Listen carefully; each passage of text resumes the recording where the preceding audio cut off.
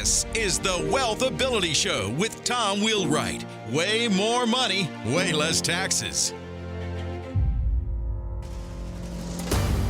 So we are definitely in the age of disruption. Everything in business is being disrupted right now. And how do we stay with it? The reality is that a lot of what we learned as business owners, entrepreneurs 20 years ago is no longer even relevant to today. And sometimes it seems like, wow, if I keep doing what I've been doing, pretty soon I'm going to be out of business. And this leads us to our discussion today, which really is how to discover when being safe is actually risky and when we need to actually completely shift our paradigm so that we can actually deal with the digital age. And we have an expert in this today, Steve Dennis, who wrote the book Leaders Leap, Transforming Your Company at the Speed of Disruption. And Steve, it is a pleasure having you on the Wealth Ability Show. Well, thanks. Thanks for having me. I'm glad to be here. So if you would, I know you've written, this is your second book on a similar topic. So why, what got you into this? What's your background to say, well, it's great, I'm going to focus on disruption? Sure. Well, I've done a lot of things across my, sad to say, or scary to say that it's been about 40 years in the business world. I've spent most of my career in retail. Did a few other things earlier in my life. Worked for a big consulting firm. Worked in the consumer packaged goods world for a little while. But in the early 90s, I joined a little company called Sears. At the time, it was quite a big company. Now it's pretty much a non-existent company, which maybe we'll get to a little bit in this conversation. But spent most of my time working my way up through leadership roles, first at Sears, then at the Neiman Marcus Group. And then for the last 15 years or so, I've been doing strategy consulting. I'm on several boards. I've started doing quite a lot of speaking and have a podcast. About 4 years ago now, I wrote my first book, which is called Remarkable Retail, which really dealt specifically with what retailers need to do to stay relevant. This new book, I talk a lot about retail in it, but it's very much not just a retail book. It's really a leadership book. But I would say I've been fascinated for a long time, initially with how do you accelerate growth? But as we've been in this era of disruption now for really 20 plus years, I also started to notice, including some companies that I worked for or with, that many companies do have a hard time making the changes they need to do to stay relevant, and in some cases to stay in business, because in the case of Sears, that's basic. They basically don't exist anymore. And there's lots of examples of companies that were once dominant, iconic, that are now gone or struggling or mere shells of themselves. So I think it's totally appropriate, Steve, that we have two baby boomers talking about the topic of becoming irrelevant. In an age too soon, Tom. Too soon. We do not. My grandkids, it's just who they are, right? Their brains are wired for it. My kids, they're just like all over it, and I'm looking at going, okay, my brain's not working quite that way. So I want to go right to the heart of this. What makes a company like Sears? Let's go to that story, since you focus on that. Sure. What makes a company like Sears a really strong company that really, they were in their time, were innovators in the retail field? Very much so, yeah. What makes them into dinosaurs? What turns them into dinosaurs? Well, I think there are a few things that are pretty common, and part of what I try to do in the book is actually deal with kind of two sides of this challenge. One is what I'd call, for lack of a better term, mistakes of strategy, where you just really don't understand fundamentally what's going on in your business. And so you're missing trends, whether that's technology or consumers, competition, what have you. And there's definitely aspects of that in most companies I look at. But the other part of what I try to get into in this book, and what I've been interested in for a long time, is really more the personal leadership characteristics. As a leader or as a business owner, if the world has changed so much, why have you changed so little? What is it, even if you see these changes? Because I think very few people listening probably aren't generally aware of how, e-commerce changes things, et cetera. Like you can go through all, you don't have to be a great student of business to notice, Uber's a really different way to get around. Airbnb is a really different way to travel, right? So there's lots of examples that we're all familiar with. But I think part of the question, and it was very much true at Sears, is it wasn't so much that we didn't know what we should do or we didn't realize we were in significant trouble for a really extended period of time. It's just that we didn't do it. And I think in some cases that gets back to some of the things I delve into in the book, which is how fear keeps us stuck, how our ego gets in the way, how we're maybe not willing to dig deep and take ourselves into uncomfortable areas to actually unlearn things, to be able to learn new things. So it's very much this mix of understanding strategically what's going on, but also looking at ourselves, taking a hard look in the mirror and saying, where are we our own worst enemies in some cases? So for those of you who don't know what Sears was, we do have listeners that they'll go, Sears? I know. Right. Sears who? What do you, so Sears, obviously, I equate Sears to Craftsman tools. That's right. Actually what I equate Sears to. It was one of their great products. What do you think made Sears great in the first place? What was their strength in their heyday? What was their strength? Well, I think there were a couple things that Sears did really well. Number one, they really understood, and this is going back, 50s, 60s, kind of post World War II boom of the move to suburbia. And along with the move to suburbia was the move to big malls, big new malls.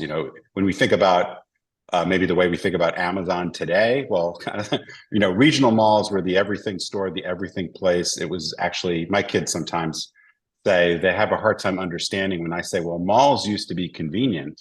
And they say, what's convenient about a mall? And I'm like, well, first of all, you didn't have all this other kind of retail. You didn't have the internet. So if you wanted to see a bunch of stuff all in one place, you go to the mall where there's the Sears, the JCPenney, and then 200 specialty stores and a food court, right? There were places to go. So Sears really understood how population was changing. They were already quite well known by virtue of the mail order catalog that they had. So they were already kind of known as being the place for a little bit of everything. And so they were very savvy about that. The other thing, to your point about Craftsman, Sears really pioneered on this notion of what we often call private brands in the business. So brands that were unique to a given retailer. So folks probably now can think about Kirkland at Costco. That's probably the most powerful private brand. But Sears with Craftsman and Kenmore and Weatherbeater and a bunch of other brands, they had these very powerful brands that were known nationally, but you could only get them at Sears.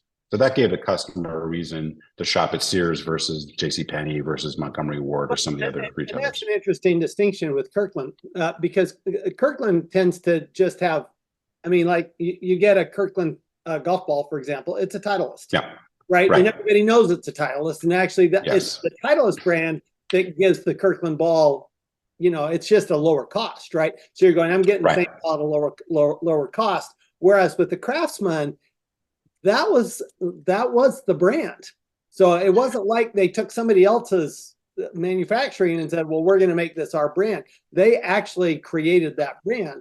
And I think there was a lot of there was a lot of design and it was viewed as either a lot more, somewhat similar to Kirkland, that you get a lot more at a lower cost, or you get more features at a similar price than you might get from buying GE or Whirlpool or whatever it might be, or DeWalt, Black & Decker. So what happened? So where did they lose their way? What did they miss in this transition? Either out of the mall. They're still, the mall's still thriving. Okay, some malls are still thriving. Some stores and malls are still thriving, but there's no Sears, there's no JCPenney's. Okay, Macy's is a ghost town. What is it that these stores have not done that some stores who are thriving did do? Well, I would say a couple things. There are a few things that are particular to Sears, and I won't go too into the weeds on that. And then there's some things that are probably bigger lessons. The main thing that happened to Sears, and I think we see this with lots of different brands, is there was kind of a better mousetrap. When and sometimes people say, well, Amazon was the thing that caused Sears problems. And that's very much not the case, because Sears was actually a leader in e-commerce, and Sears issues developed way before Amazon had any significant position in their product categories. But what started to happen, and this is just interesting in terms of the phases of innovation, the big growth areas in the 80s and 90s were the so-called category killers. So in Sears's case, that was competition from Home Depot and Lowe's. That was competition from Best Buy. So suddenly there, or not suddenly, but over a period of time, there were these new models which weren't mall-based, that were more convenient in that they were closer to the customer generally. They were easier to get in and out of. And then in some cases, they just sold more stuff. So, that when you were Sears, you weren't really competing with that many people when it came, competing with a little local hardware store or something, or the local Maytag dealer, right? But in the 80s and 90s, you had thousands of these stores that opened that were closer to the customer.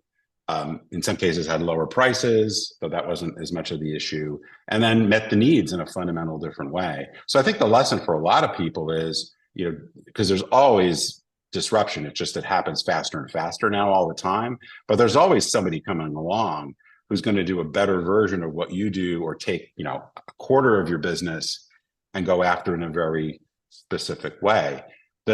So one is paying attention to that and really understanding what's happening and realize what it is you need to do to counteract that. In Sears' case, we spent way too much time trying to stay wed to our format in the mall. And, the problem largely was a distribution problem. Our products like Craftsman and Kenmore weren't being sold where more and more customers wanted to buy them. And so I think one of the lessons that we see played out in a lot of cases is the protection of your core business, that you're afraid to compete with yourself, that you hold on too tight to what's made you successful forever. And that actually ends up being the worst thing you can possibly do, because you're doubling down on a losing hand, so to speak, and you're not actually addressing the fundamental problems that are causing you. Well, and some of this reminds me of the one of my favorite marketing books, Blue Ocean Strategy, where Sears, when they were at their heyday, they were in a blue ocean, right? They didn't have a lot of competitors with the quality that they had, the variety that they had, and then and they were one of the pioneers of online retailing. I mean, they're a pioneer of online retailing, and absolutely. And then they kind of, like you say, they lost that edge because you had all these other people coming in. They had lower prices. It was more convenient. They had better software. Amazon was just better software. I mean, basically in delivery. Plus they had a delivery aspect, which Sears didn't have. Sears, you always had to pick it up, right? And so there were just these little things. So how do you go about identifying that? How do you identify where your weaknesses may be, or and see it coming to make sure that you're not left behind? Well, so one of the chapters I have is called Wake Up. And some of this is what is probably a very obvious point is you just have to pay attention, and you have to be willing to go, in some cases, to uncomfortable areas to really study what's going on and gather the facts and really just become aware. But oftentimes, plenty of companies do that, but they don't really accept. And I think this is sometimes a problem with ego, where we close ourselves off to possibilities, or we're just so used to doing what we've always done that it's hard for us to do it. Just it's kind of human nature, I think, to a certain degree. But to really accept, because I can tell you in Sears' case, but I've seen this with clients and other places I've worked, we had plenty of data. We were analyzing things all the time. We had lots of consumer research. It's very hard to say that we didn't have the information needed to take action. But we didn't accept that we were very slowly going out of business. And, one of the things you mentioned in the opening is this idea of that I talk about, which is not original to me, which is that safe can be risky. And in Sears' case, the way we thought about it is, well, it's really risky for us to start investing in different sort of formats off the mall and risk cannibalizing, as people like to say in retail, our existing business.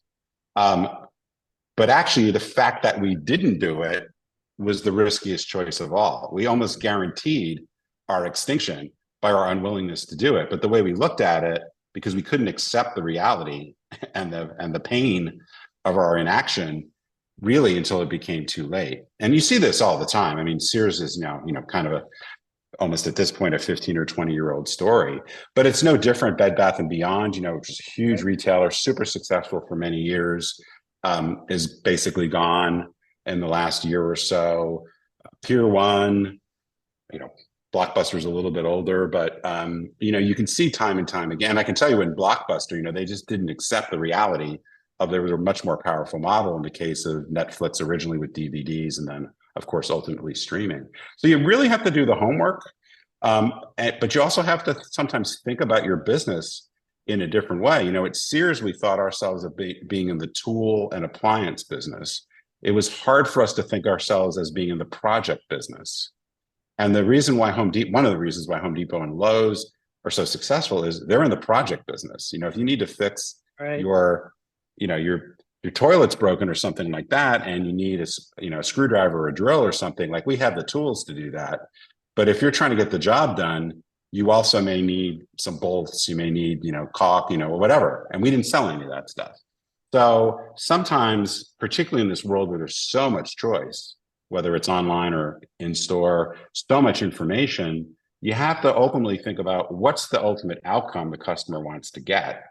And are we providing the biggest solution? Sears tended to be so product focused that it was hard for us to really accept that it was the solution guys that were going to win. And once you started driving the solutions project business there, then it was really easy for you to sell lots of other products. So one of the things that is pretty obvious right now is that you have these young influencers. I was on a podcast the other day. I swear this kid was like 12, but he was probably 20. He was probably 20, but he probably wasn't more than 20. And he was an extremely successful podcaster. So you see people rise really fast, but I think you also see that means that you can fall really fast. And so what kind of tools do you see for identifying, because it can catch you unawares? I mean, in Sears, it took a long time. Okay, Sears, shame on Sears for, you go, wait a minute, how'd it take you 20 years to figure this out? But these days, you don't have 20 months to figure it out. You may not even have 20 weeks to figure it out. So what tools are there available to actually be able to track this, and maybe that you could put into your company? Sure. So just before I get to that, I mean, one of the reasons why the subtitle of the book is Transforming at the Speed of Disruption is this idea that you have to really, and it varies by industry for sure. Like, it's really hard to make one global statement about how fast one needs to move. But there's no question that the pace of disruption, generally speaking, is accelerating. And so if you aren't prepared, you don't have the agility to keep pace with it, you're very likely to get yourself into trouble. So I think part of what you have to do is just be a really good student, and try to stay on top of consumer competitive technology trends as best you can. I think a second key is try, and this is easier said than done, but I think it's how do you build more agility into your operating model? Because certainly businesses that are, and you can't get completely away from this, but certainly businesses that are overly built on physical assets, a hotel, a restaurant, a retail store, it's just a lot less, it's a lot harder to move, right? And if you are opening new stores or a new hotel or whatever it might be, it takes you 2-3 years maybe to go from the day you decide to do it to permitting and all that kind of stuff. So that's, there are some inherent liabilities to that, but the more you can build agility in, I think you're better served. And I think the other thing is what I call a culture of experimentation. It's really hard to figure out. Like, I've worked on things over the years. Some of your listeners may remember Second Life was a thing for a hot minute. Clubhouse was a thing for a hot minute. MySpace, things come, and Quibi, there's a number of things that for a few months or a year or two were the next big thing, right? Until they weren't. So you can't pile into, most cases, you shouldn't pile into some of these ideas. So how do you get enough intelligence? How do you build through the people you hire and the advisors you have a level of discernment to try to separate the BS, frankly, from or flash in the pan or bright shiny object, whatever you want to call it, from what maybe has enduring strength. But a lot of times you can't tell. So I think the way you respond to that is you do more testing and learning and more experimentation. You learn a little bit, and then you see where things are going, whether it's working for you or not. Like I say, build in agility so you can be much more responsive, because it is just the world's more volatile and uncertain, and it is just harder to operate. So I think you just have to accept that's kind of the way the world is likely to be. Well, who knows? I mean, I'm past trying to predict what's going to happen anymore, but I would say generally there are reasons to believe that it's going to be a more volatile, dynamic world in a lot of respects. So that's just a different way, and that's pretty different for a lot of companies. One quick example of that, particularly all my time in retail, we built over 2 decades, 3 decades probably, a supply chain that was very much focused on just-in-time inventory. Right. In other words, stuff doesn't show up, and as you try to get as close to the time that you need it. Well, when COVID happened, that was the worst possible supply chain, right? So I don't think the answer is to go completely, all the way in the other direction. You've got to strike the right balance. But now that we know the costs, potential, and hopefully we won't have a global pandemic again, and you can't build, all these layers of safety on the off chance that something horrible happens, right? But I think TSA thinks you can. Right. Yeah. So, so I think that's one of the hard things I think about risk is, on the one hand, you could say, oh, I wasn't well prepared for certain kinds of risks, so now I'm going to be super, super safe. But then you're out of business because you spent too much money trying to be super, super safe. So, I mean, there's a volatility and uncontrollability in the world that we just have to realize, you can't completely manage all of that as much as we're taught to do that. So you mentioned that the book is really about leadership, and so and you talk a lot about mindset.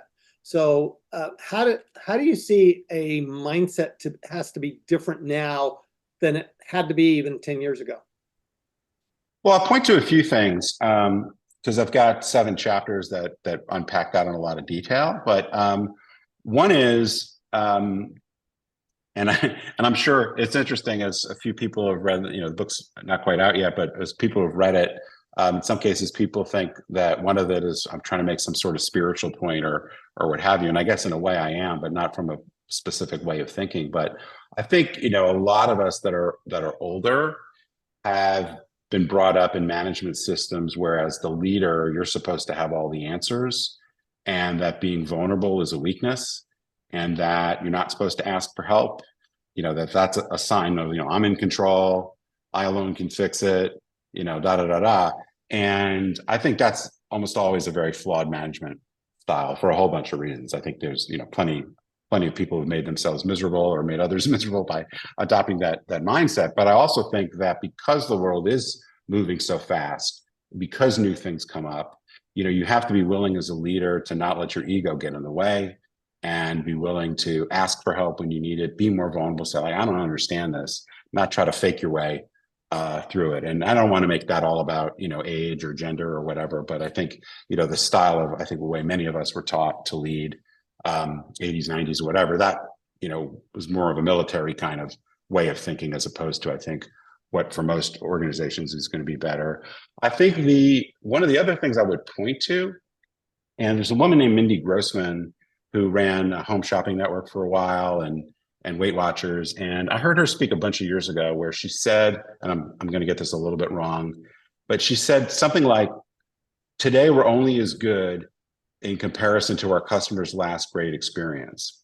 And what she meant by that was, she said, it used to be that, you go into a restaurant or you go to a hotel or whatever, and you have kind of this narrow view of what a great customer experience looks like in that situation. But the example she used was, well, if I go and I'm used to using the Amazon checkout process, and that's a great experience for me, then wherever I go, I start to go like, well, why can't it be good as Amazon? Or the one I've started to use lately is, if I can get on my mobile device and check in for my hotel room before my plane even takes off and use my phone as a key, and I don't have to show my credit card, et cetera, et cetera, et cetera, why do I have to go through this hassle at my doctor's office of, filling out paperwork and signing in and swiping my card and all that kind of stuff? And part of the reason why I'm attuned to that, I mean, I think a lot of people are probably annoyed with just, the state of healthcare or whatever, but it's become more obvious to me because the more I'm using mobile devices to do other stuff, like order at Starbucks, the more I look at something else and go, now I'm annoyed. And the point of that is, and I worked with a client a few years ago, whereas they were working on their strategy, they just didn't look at what was going on in their direct competition or even slightly adjacent.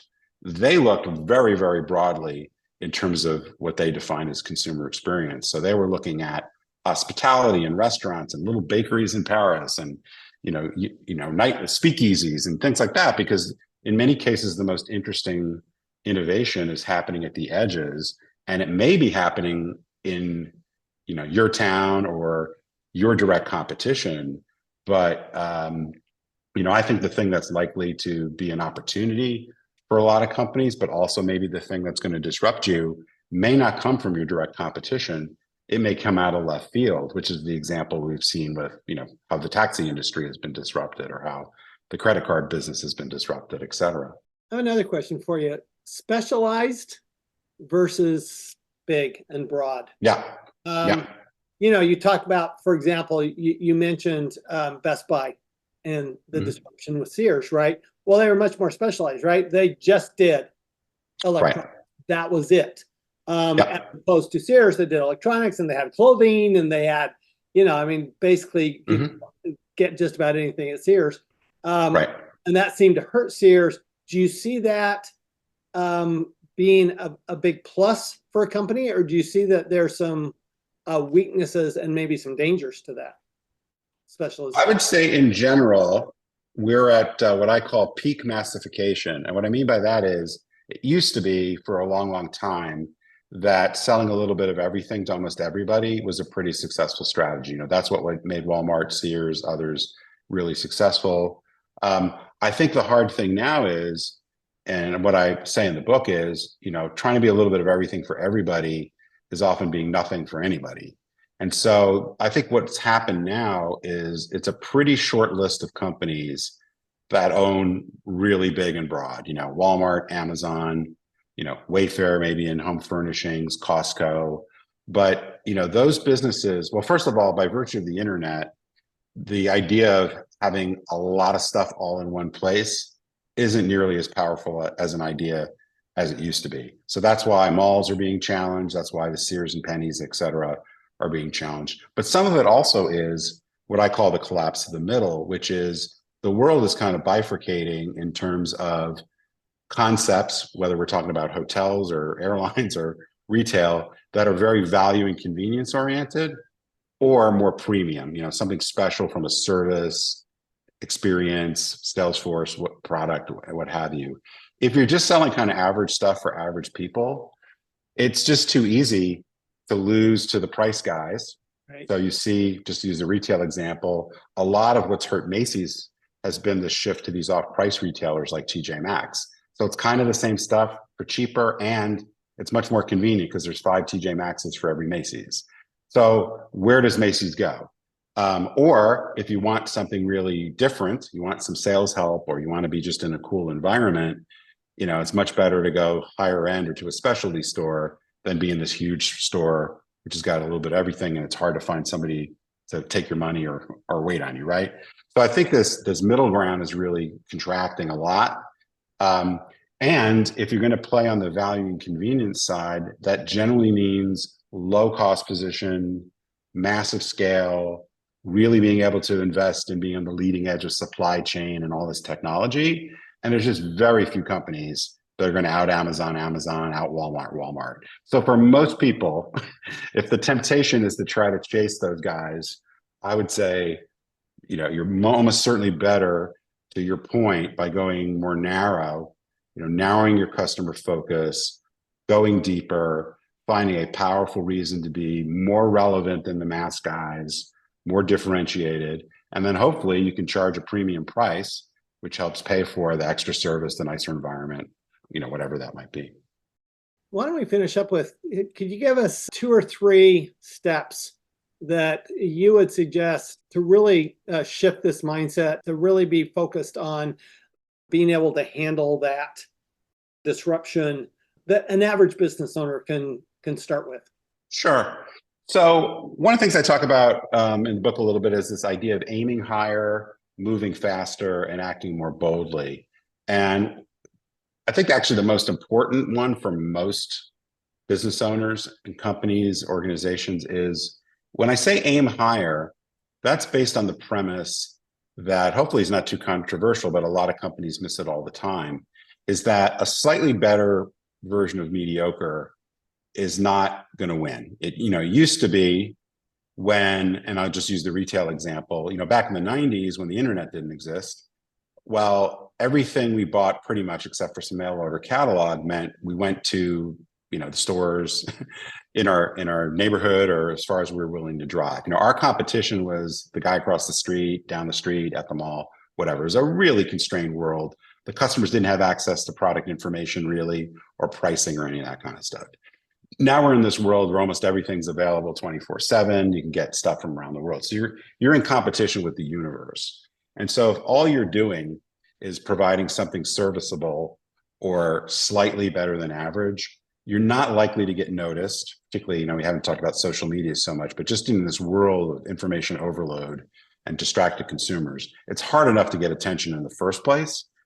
Then it's, even if you get attention, getting customers engaged, winning their business without discounting like a maniac, that's really hard. So you've got to be more remarkable. You've got to really create something really relevant and differentiated. So the aim higher idea is distance yourself, meet customers in a really remarkable way, distance yourself from the competition, and really ask yourself, are you just tweaking, the kind of faster horse kind of thing, or are you really doing something with great customer value? And then the other question is, even if you're doing that, are you moving fast enough? And, that's going to be different for everybody. But what I see, I'll just use another quick retail example. Target, I don't know if folks have paid any attention to this, but I spend my days doing this, but Target just announced a new membership program and where you pay and you get some benefits. And it's got a lot of press, but people will know Amazon Prime has been around for a long, long time.